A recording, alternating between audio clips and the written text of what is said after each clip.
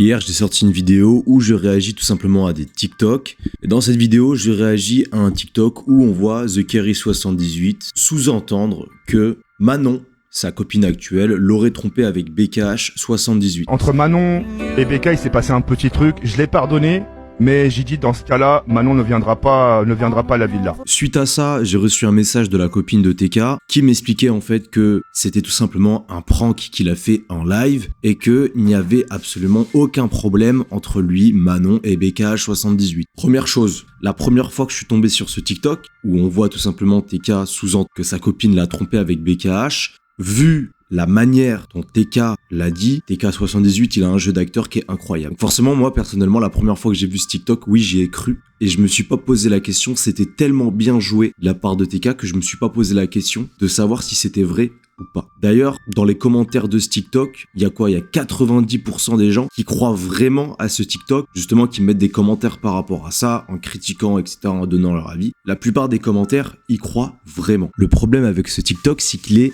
hors contexte, il est complètement hors contexte. C'est-à-dire que ce TikTok, on l'a vu apparaître de nulle part et on connaît pas le contexte. On voit juste le moment où TK parle de ça. Et bien en fait, c'était simplement un prank. C'était simplement un prank de TK qu'il a fait en live par rapport à BKH, à Manon ou même aux viewers. Manon sera avec nous. Donc voilà. Elle sera entourée de 5 bits. Alors je regarde. BK il est en train de péter un câble, je suis sûr. Non.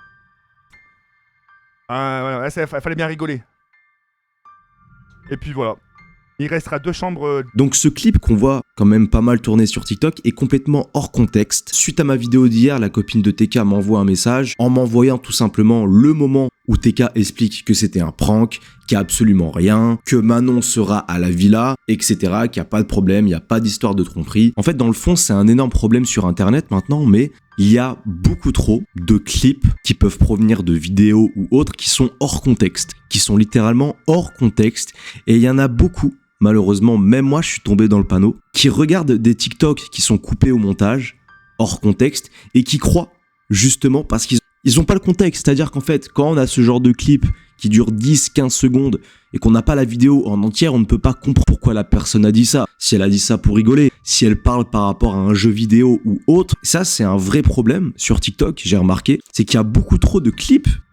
Ça peut être vraiment n'importe quoi, mais il y a beaucoup trop de choses sur TikTok qui sont hors contexte et qui créent des dramas. Ça crée des dramas, ça crée surtout des rumeurs, de mauvaises rumeurs et une mauvaise image. Là, par exemple, à cause de ce clip, beaucoup de personnes ont craché sur la gueule de Manon en disant que c'était honteux, qu'elle a trompé TK avec BKH. BKH, pareil, il a mangé une vague de haine à cause de ce clip, alors que c'est complètement faux. La morale de cette histoire, il faut faire extrêmement attention quand je croiserai ce genre de choses sur TikTok, à savoir d'où vient le contexte. Et de toute manière, dans les commentaires, sur ce TikTok-là, on va dire que la plupart des commentaires, ce sont des commentaires de personnes qui y croient. Donc faites très attention. Quand je vais tomber sur un clip comme ça, et que je n'ai pas le titre de la vidéo, ou que je ne sais pas que c'est un prank ou ce genre de choses, parce que ça crée des rumeurs, ça crée une mauvaise image sur certains, et il faut connaître le contexte, c'est important. Résistance.